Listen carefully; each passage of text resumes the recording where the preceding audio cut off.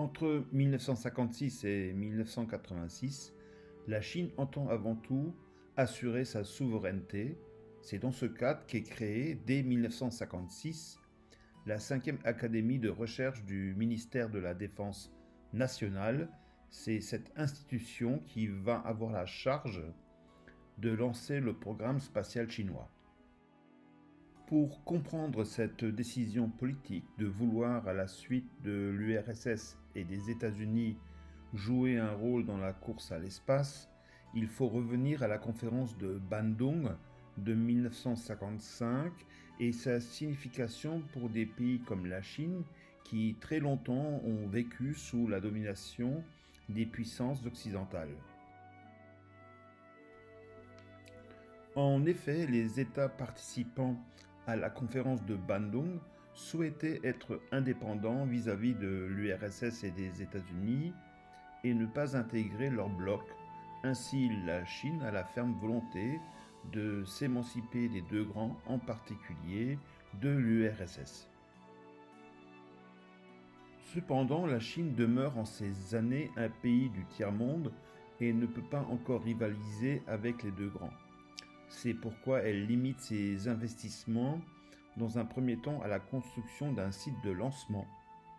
Ce sera celui de Jiuquan, dans le désert de Gobi, d'où est lancé en 1970 le premier satellite chinois, Dongfang-Hong, l'Orient est rouge. Par le lancement de ce satellite, la Chine souhaitait montrer au monde entier qu'elle était dorénavant capable de rivaliser avec les autres puissances spatiales, puisqu'elle devenait le 5e pays au monde à avoir la capacité de le faire. Mais elle désirait également exploiter l'événement à des fins politiques, en associant à sa réussite technologique son président Mao Tse-tung. Ainsi, le chant patriotique « L'Orient est rouge », qui est largement diffusé au moment du lancement, doit également entretenir le culte de la personnalité de Mao.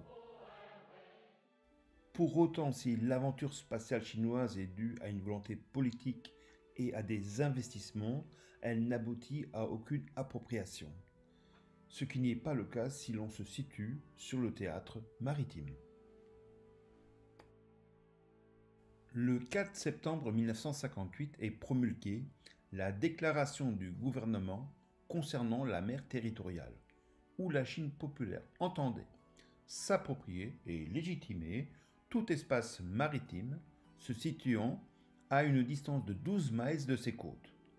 Ces côtes étant celles du territoire de la Chine populaire, mais également celles d'un certain nombre d'îles en mer de Chine qu'elle considère dépendre de sa souveraineté, comme Taïwan ou les îles Paracels ou Spratleys.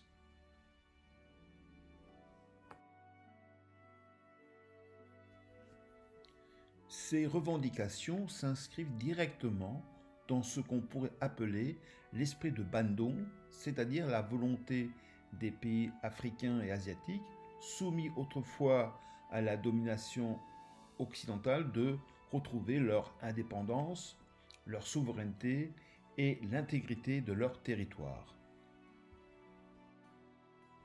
À partir de là, la marine a alors pour unique mission de défendre les côtes du pays, d'autant que la Chine demeure jusque dans les années 80 encore un pays du tiers-monde, ne disposant pas des moyens pour en faire davantage.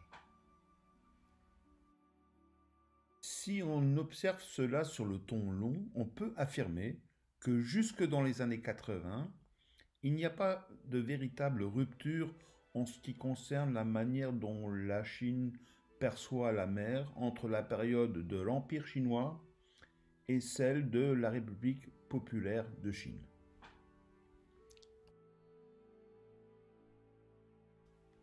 En effet, il ne faut pas oublier que la Chine a été, jusqu'au XVe siècle, une puissance maritime jusqu'à ce qu'un empereur de la dynastie Ming décide de détruire toute la flotte chinoise. La mer ne devant, selon lui, pas servir d'ouverture sur le monde, mais plutôt de glacis protecteur de tout ce qui pourrait venir du monde. Il faut donc attendre 1986 pour que les espaces maritimes et extra-atmosphériques changent de statut et deviennent des vecteurs d'affirmation de puissance pour la Chine.